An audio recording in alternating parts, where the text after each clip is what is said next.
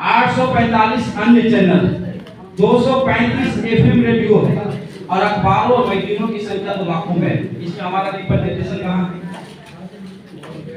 उसके बाद है साथियों इंडस्ट्रीज, उद्योगों में हमारा रिप्रेजेंटेशन कहाँ है? उसके बाद है साथियों लैंड, जमीन में हमारा हिस्सेदारी कहाँ है? तो बाबा साहब अम्बेडकर ने कहा कि इन संस्थाओं में हमारी संख्या का अनुपात में समाज के सभी तबका, समाज में रह रहे सभी समूहों का, उनकी संख्या का अनुपात में जब तक रिप्रेजेंटेशन नहीं होगा, प्रतिनिधित्व नहीं होगा, तब तक भारत राष्ट्र नहीं बन सकता, तब तक भारत राष्ट्र नहीं बन सकता है। उसके बाद साथियों आप लोगों को पता होगा कि 28 जुलाई 1928 को बाबा साहब अम्बेडकर ने मुंबई लेजिस्लेटिव कमेटी में एक बिल पेश किया था। उस समय जो फैक्ट्री या मिल हुआ करता था, उस मिल में जो हमारी घर की माताएं बहनें काम करती थी और जब वो गर्भावस्था में होती थी तो उनको विदिन एक्सीडेंट इन्वर्टेड कॉमा लेकर उनको जो नौकरी से निकाल दिया जाता था। लेकिन बाबा साहब अम्बेडकर ने प्रसूति बिल पेश किया और उस बिल के माध्यम से ये बताया कि एक महिला जो है एक बच्चे को जन्म देती है तो सिर्फ वो बच्चे को जन्म नहीं देती, इस देश की नागरिक को जन्म देती है। इसलिए उस महिला को जब तक वो छुट्टी में रहती है तब तक सरकार को उसका फुल अटेंडेंस देना चाहिए और महिलाओं के लिए वो सारी सुविधा मिलनी चाहिए। बाबा साहब अम्बेडकर के रिकमेंडेशन पे जो है उस बिल को पास किया गया। बाबा साहब अम्बेडकर ने 7 कर्मी बिल पेश किए। पहला था मजदूरों की न्यूनतम मजदूरी, उसके बाद मजदूरों का वर्किंग आवर कितना होना चाहिए, मजदूरों के एक्सीडेंट के बाद उनका जो कॉम्पनसेशन है, मजदूरों का इंश्योरेंस, इन सारी चीजों को अगर आप अध्ययन करेंगे तो देश में जितने भी मजदूर हैं वो क्या सिर्फ दलित वर्ग के हैं या दलित समाज के हैं? बाबा साहब अम्बेडकर ने मैटरनिटी लीव जो दिया उसमें सिर्फ दलित महिलाएं हैं, ये सभी समाज की महिलाएं हैं। तो क्या इसे कहा जा सकता है कि बाबा साहब अम्बेडकर दलित मसीहा है? ऐसा कहना सही है कि बाबा साहब अम्बेडकर दलित मसीहा है?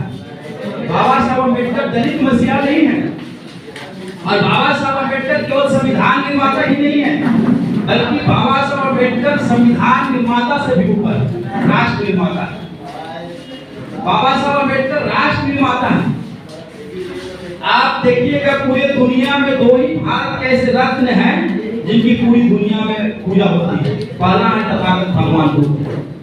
आप दुनिया के किसी कोने में चले जाइए, आप कहीं भी चले जाइए, हर देश में बुद्धिज्म के ऊपर आपको फैकल्टी मिलेगा, हर देश में आपको बुद्ध विहार मिलेगा, हर देश में आपको जो है मेडिटेशन सेंटर मिलेगा, हर देश में आपको बुद्धिज्म के ऊपर एक्टिविटी मिलेगी।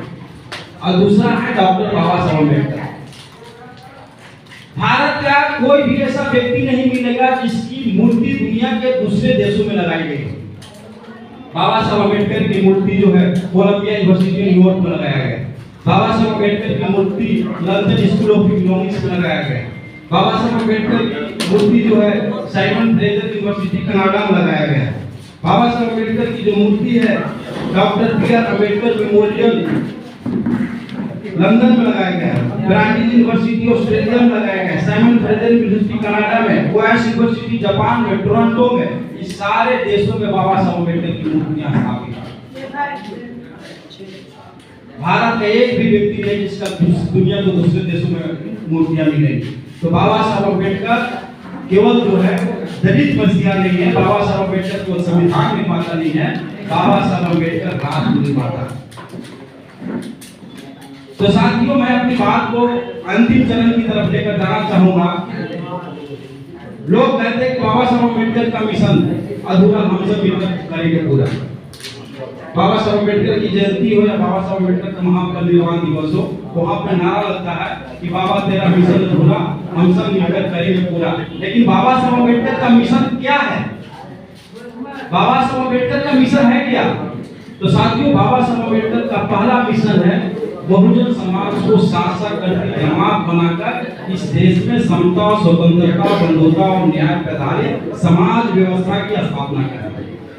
ये पहला बाबा साहब अम्बेडकर का आंदोलन मिशन है। दूसरा है इस देश को बौद्धमय भारत बनाना, ये बाबा साहब अम्बेडकर का दूसरा लक्ष्य है।